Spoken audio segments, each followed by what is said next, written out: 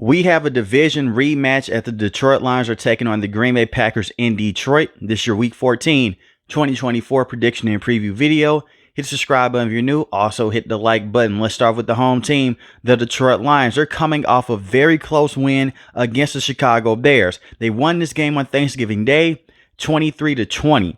And this was a close game due to what happened in the second half. In the first half, Jared Goff and the offense, they're flying high. The defense is swarming all over Caleb Williams. But in the second half, they cooled off. They still walked away with the win. But in this matchup against the Green Bay Packers, you have to go out there and be consistent from quarter one all the way to the end of the game. Jared Goff on the day continues to look solid. He went out there against the Chicago Bears, 21-34, 221 passing yards, 2 passing touchdowns, 0 interceptions. Despite all of that, the biggest key and the thing that stood out to me the most, he was only sacked one time. That is going to be essential in this matchup against the Green Bay Packers. Now, a couple of weeks ago, when this team first went against each other, the Detroit Lions went out there, they ran the football effectively, and they kept Jared Goff upright. That's what you have to do in this matchup. The offensive line from tackle to tackle, they have to keep Jared Goff upright. I am concerned because Taylor Decker is questionable for this game at the left tackle position. If he can play, that would be awesome. Even if he doesn't play, I still like the offensive line with the Detroit Lions. Lean more on that run game like how you did in the first encounter and like how you did last week. And speaking of the run game last week, David Montgomery went out there and he ran hard. It's the reason why they call him Knuckles, and it's the reason why they call Jahmyr Gibbs Sonic. David Montgomery, 88 rushing yards on the day, averaged 4 yards a carry on 21 attempts. Jahmyr Gibbs, 87 rushing yards, only 9 carries, averaged 10 yards a carry. But he did have one major fumble. He cannot fumble in this matchup. And despite him fumbling the football last week, he has been a very good, consistent running back. He's been one of the best running backs in the NFL because he can feed off of David Montgomery, and David Montgomery can feed off of him. Run the football. And when I look at Jared Goff, he's done a very good job of taking care of the football this season. I know that he only has 22 passing touchdowns, but that's the 5th most in the NFL for a quarterback. And you look at the 9 interceptions. That's bad, but 5 of those interceptions came against the Houston Texans. And not every interception was on Jared Goff in that matchup. You throw that game out the window, he's only thrown 4 interceptions this season. He's done a very good job of taking care of the football and fitting that game manager role when they want him to be the game manager. Look at what happened in the Seattle Seahawks game. He got the football to his playmakers, got the football to David Montgomery in the flat. He was able to break tackles. The same with Jahmyr Gibbs, and he went perfect on the day. And it's more than just the running backs and the offensive line. You look at Sam Laporta. Last season, had a historic season for a rookie tight end. This season, it's been off to a slow start. Still is one of the better tight ends in the NFL, but last week he's starting to trend in the right direction. Only had 6 receiving yards, but he had 2 receiving touchdowns. You guys know how I feel about that on this channel. Touchdowns are way more important than yards because you're putting up points. Targeting him in short yardage situations, especially in the red zone. You also have St. Brown, who is one of the best wide receivers in all of football. 73 receiving yards last week, 5 receptions. Tim Patrick, 2 catches, 48 receiving yards. David Montgomery had 36 receiving yards to add on to that rushing total. And Jameson Williams, who is just one big play away from hitting his head on the goalpost, only 28 receiving yards. Continue to feed your playmakers. And that first matchup against the Green Bay Packers, they had a tough time stopping the run. And their linebackers had a tough time stopping the crossing routes. Run that in this matchup. And I look at a guy like Ben Johnson. He's one of the most creative offensive coordinators in all of football, even in college. This man may go out there and run some trick plays with the offensive line, with the running backs, but get your playmakers going into a flow. And speaking of that first match that these two teams went against each other, let's look at what Jared Goff was able to do in that matchup. He was 18-22, 145 passing yards.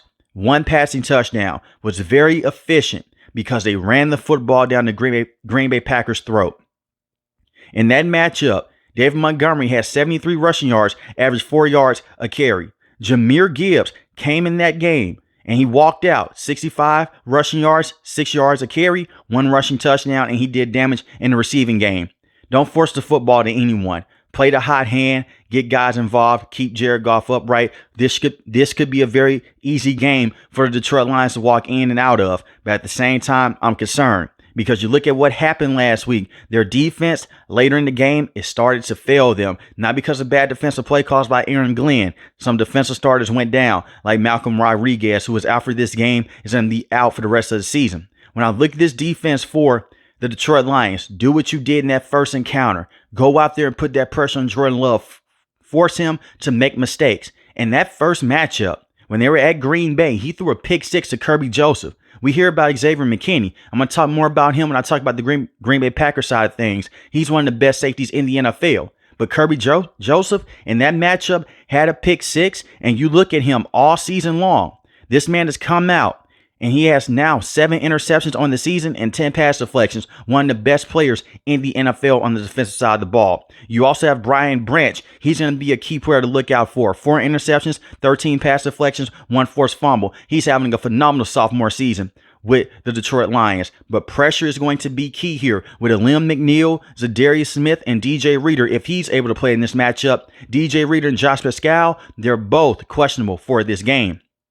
Trevor Nowalski, very good player. I like him a lot. He has been limited on the field in terms of his snap count. I expect for a higher snap count in this matchup against the Green Bay Packers. He has 2 sacks on the season, 1 interception, and he's been very good with limited play. You look at Jack Campbell. He's also in his second year. Solid linebacker, but you're starting to see him pop off the screen a little bit more as the season is starting to progress towards the playoff stretch. When I look at this Detroit Lions defense, they have taken a step back since Aiden Hutchinson got injured many months ago against the Dallas Cowboys. But you have Zadarius Smith. You made a trade to bring him in for a reason. He was very good last week against Caleb Williams and the Chicago Bears. They could not get Caleb Williams down when they got back there in the backfield. And sometimes it doesn't come down to sacking the quarterback. It's about putting pressure on the opposing quarterback. Jordan Love in the last 2 games has not thrown an interception. But like I mentioned before, that man went out there and he threw a pick 6 against the Detroit Lions. And 7 of those points helped them win that game. They beat the Detroit Lions went out there and they beat the Green Bay Packers on the road 24-14. Defensive pressure is going to be key here, and be on lookout for Brian Branch and Kirby Joseph in the secondary. Carlton Davis, he was out last week against the Chicago Bears. He is a very good cornerback, and he's questionable for this game. Hopefully he can play, but he is listed as doubtful. We'll see. But you have Terrion Arnold, who you selected in the first round. He's been having to hold things down over the last couple of weeks. It's a young secondary, but they're very good. They have 2 very good coordinators, and Aaron Glenn on the defensive side and Ben Johnson as offensive coordinator. I think the Detroit Lions could possibly go out there and sweep the Green Bay Packers. It's not going to be easy, but they have the personnel to do so. Now let's talk about the Green Bay Packers. The Detroit Lions are not the only team that played on Thanksgiving Day. The Green Bay Packers went out there and they played on Thanksgiving Day also, and they took care of business against the Miami Dolphins. They beat them 30-17. Jordan Love, second game in a row, 0 interceptions, 21-28, 274 passing yards, 2 passing touchdowns. We see this is a pattern now with Jordan Love and the Green Bay Packers. We saw this last season. Around this time of the season is when he tones down on those interceptions. At this point in time, around last season, he ended the season 15 passing touchdowns to 1 interception in the last 7 games. That's what you have to do in this matchup against the Detroit Lions. You have to take care of the football. He threw a pick 6 the last time these 2 teams played each other. And the game was not out of reach for the Green Bay Packers up to that point. The Green Bay Packers will ultimately lose to them 24-14. You take that pick 6 away, it may be a different ball game. Jordan Love has that Brett Favre in him. But at the same time, you see shades of him going out there and just delivering great deep balls over and over again to Romeo Doubs and Christian Watson and Jaden Reed. That's what he has to do in this matchup. Take those deep shots when they're there, but it starts with the rushing attack. Josh Jacobs has been one of the best running backs in the NFL. He's questionable for this matchup, but he's expected to play. He was limited, as I record this video, in practice, dealing with a calf injury. 987 rushing yards. That's the 3rd most in the NFL. 8 rushing touchdowns, 4.5 yards a carry. Against the Miami Dolphins, he only had 43 rushing yards, and he averaged 2.3 yards a carry for 1 rushing touchdown. But just the week before, against the San Francisco 49ers, he had 106 rushing yards, 3 rushing touchdowns. The last time these 2 teams faced each other, Josh Jacobs, 95 rushing yards on 13 attempts. Feed him. Get him the football. Get Emmanuel Wilson the football. When the Green Bay Packers are at their best, is similar to the Detroit Lions. They can run the football and work off of play action. And it helps Jordan Love go out there and not have to go out there and pass the football 35 to 40 times in a game. The more pass attempts that you have with a gunslinger like Jordan Love, the more times he may put the football in harm's way. And this team is similar to the Detroit Lions. They love to run the football, and they have a plethora of weapons on the outside. When you look at Christian Watson, you look at Jayden Reed, these are very good wide receivers to have. But the first time you went against the Detroit Lions, you're trying to test out the secondary. In this matchup, you have to go at the linebackers here. Tucker Kraft, 480 receiving yards on the season, 6 receiving touchdowns at that tight end spot. That is where you want to hurt the Detroit Lions. Target those linebackers, run crossing routes to try to knock them off balance, and do more creativity, have more creative plays in the run game like how you had against the San Francisco 49ers. We're seeing Coach LaFleur go out there and motion the offensive line, pull a guard this way, pull a tackle this way, similar to the Detroit Lions. And you can also slide protection to help out Jordan Love. It's going to come down to offensive line play in this matchup. And the offensive line has played very well the last 3 to 4 weeks with the Green Bay Packers. As long as Jordan Love doesn't turn the football over and he's able to go out there and dink and dunk his way down the field and take those deep shots when they're there to guys like Christian Watson, as long as he can catch the football, he's struggled to catch the football early on in his career. And we saw him have some major drops a couple of weeks ago, but he is a very good wide receiver. He's the most explosive wide receiver that they have. Jayden Reed is the wide receiver that can do everything for you. Romeo Doubs is questionable for this matchup. We'll see if he's able to play. But even if he's not able to play, you have Dontavian Wicks, another good wide receiver. Get these wide receivers involved, but don't always test out the secondary with the Detroit Lions. That's what they want you to do. They have very good playmaking safeties, and they have very good cornerbacks that can press up on you at the line of scrimmage. It starts with the run game, getting creative in the rushing department, and running those crossing routes. Have your wide receivers go out there and help out Jordan Love. And the screen game is going to be the best friend in this matchup for Jordan Love as well. Just take what the defense gives you. If it's underneath, take it underneath. It's too many times where Jordan Love's trying to go back there, throws off the back foot, and he's just trying to take a deep shot down the field. This is a Detroit Lions team that will bait you into throwing interceptions. Just take what they give you underneath. You run the football, and eventually they will play up, and you can get you some big yardage going deep down the field. Just like how you did with Tucker Kraft last week when he had 78 receiving yards against the Miami Dolphins, and Josh Jacobs had 74 receiving yards. And Christian Watson, 67 receiving yards last week. Don't force anyone the football. Do the same thing as the Detroit Lions, but taking care of the football is going to be the main thing in this matchup. When I look at the defense for the Green Bay Packers, they're starting to play better over the last few weeks.